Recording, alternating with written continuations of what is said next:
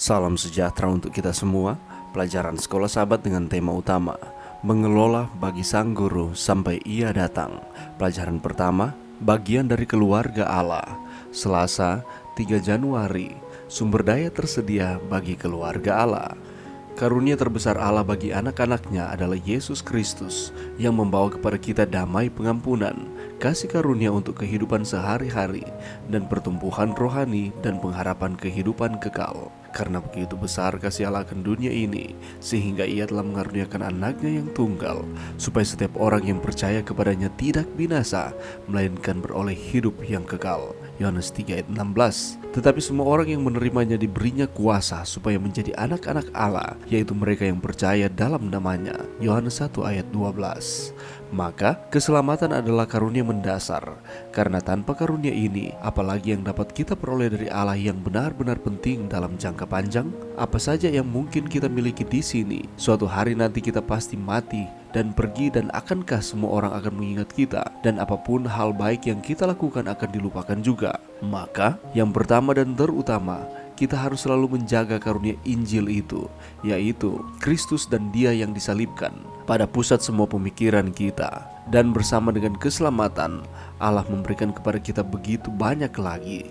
Kepada mereka yang khawatir dengan makanan dan pakaian, Yesus menawarkan kelegaan dengan mengatakan, "Tetapi carilah dahulu kerajaan Allah dan kebenarannya, maka semuanya itu akan ditambahkan kepadamu." Matius 6 ayat 33.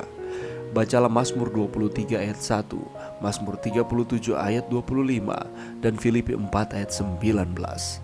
Apakah yang dikatakan oleh ayat-ayat ini tentang persediaan Allah untuk kebutuhan kita sehari-hari? Juga, manakala Yesus berbicara kepada murid-muridnya sebelum ia pergi, Dia menjanjikan karunia Roh Kudus untuk menghibur mereka. "Jikalau kamu mengasihi aku, kamu akan menuruti segala perintahku. Aku akan meminta kepada Bapa, dan Ia akan memberikan kepadamu seorang penolong yang lain, supaya Ia menyertai kamu selama-lamanya, yaitu Roh kebenaran. Dunia tidak dapat menerima Dia, sebab dunia tidak melihat Dia dan tidak mengenal Dia. Tetapi kamu mengenal Dia, sebab Ia menyertai kamu dan akan diam di dalam kamu. Ia akan memimpin kamu ke dalam seluruh kebenaran." Kemudian Roh itu sendiri memberikan karunia-karunia rohani yang ajaib kepada anak-anak Allah. Singkatnya, Allah yang di dalam Dia, kita hidup, kita bergerak, kita ada. Allah yang memberikan hidup dan nafas dan segala sesuatu kepada semua orang, telah memberikan kepada kita eksistensi, janji keselamatan, berkat-berkat materi, dan karunia-karunia rohani agar menjadi berkat bagi orang lain. Sekali lagi, apa saja kepemilikan materi yang kita punya, apa saja karunia atau talenta yang telah diberikan kepada kita sebagai berkat, kita berutang dalam segala hal kepada Sang Pemberi dalam cara kita menggunakan karunia-karunia tersebut. Pelajaran yang bisa kita dapatkan pada saat ini, di dalam dan dari diri kita sendiri, kita tidak memiliki keinginan atau kekuatan untuk menjadi setia, tetapi anugerah menggerakkan kita dalam keselarasan dengan kehendak Tuhan. Ketika manusia pertama jatuh ke dalam dosa, mereka memilih untuk terlepas dari tuntunan dan penyertaan Tuhan. Begitu pula dengan kita, seringkali kita tidak mau melibatkan Tuhan di dalam setiap kehidupan kita, dan kita tidak mau setia kepada Tuhan. Tetapi anugerah, kasih karunia Allah menggerakkan kita dalam keselarasan dengan kehendak Tuhan. Yesus memberikan dirinya bagi kita dan tidak meninggalkan kita sendirian ketika Dia naik ke surga. Walaupun murid-muridnya khawatir ataupun risau manakala Yesus hendak naik ke surga, tetapi Ia menjanjikan bahwa "Aku akan memberikan kepadamu penolong yang lain." Siapa Dia? Ialah Allah Roh Kudus. Kita masih bisa menikmati hadiratnya dan kuasanya. Dia tinggal bersama-sama dengan kita melalui Roh Kudus. Oleh karena memiliki Roh Kudus, kita pun memiliki Yesus. Yesus juga mencurahkan karunia-Nya kepada gerejanya melalui Roh.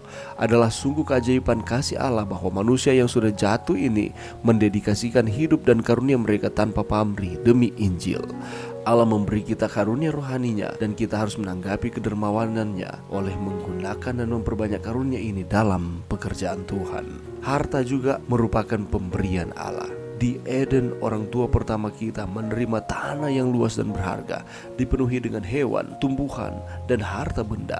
Tetapi mereka tidak dapat memakan buah dari pohon terlarang. Tidak ada kandungan racun dalam buah dari pohon terlarang itu. Lebih tepatnya, Allah menempatkannya di luar batas untuk menguji kesetiaan mereka kepadanya dan hukumnya. Hasrat terhadap bagian yang dilarang Allah membangkitkan ketidaktaatan dan dosa yang membawa manusia menderita hukuman mati. Sekarang kita juga menerima harta kepunyaan. Sebagian dari kita menerima banyak dan yang lain menerima lebih sedikit. Tetapi ujian Eden itu diulangi dalam kehidupan kita. Allah mengharapkan anak-anaknya menjadi setia dalam harta kepunyaan, sehingga kita tidak akan mengulangi dalam pengalaman kita sendiri, berkeinginan untuk bagian yang Dia tahan untuk dirinya sendiri. Kesetiaan dan karakter sedang diuji untuk kehidupan kekal. Hanya melalui karya perbuatan Roh Kudus, kita dapat mengakui Allah sebagai pencipta kita, Bapa kita, dan Tuhan kita. Pemahaman ini dapat mengubah cara pandangan kita bahwa segala sesuatu adalah kepunyaan Allah, termasuk harta benda. Harta benda itu diberikan Allah kepada kita, dan seringkali itu merupakan ujian bagi kita. Apakah kita akan terus setia kepada Tuhan dengan segala kemewahan, dengan segala fasilitas, dengan segala harta yang kita miliki, atau sebaliknya kita akan hanya mengandalkan diri kita sendiri dan terlepas daripada Tuhan, karena kita berpikir bahwa kita memiliki banyak harta, kita memiliki banyak keunggulan dibandingkan yang lain. Tetapi belajarlah dari pengalaman Adam dan Hawa. Segala sesuatu diberikan Allah kepada kita. Itulah sebabnya mari kita memperhatikan, mempedulikan orang-orang yang ada di sekitar kita, karena kita adalah anak-anak Allah. Mari berdoa. Terima kasih Tuhan atas firman-Mu pada saat ini. Terima kasih atas berkat-berkat yang melimpah yang Tuhan terus berikan di dalam kehidupan kami.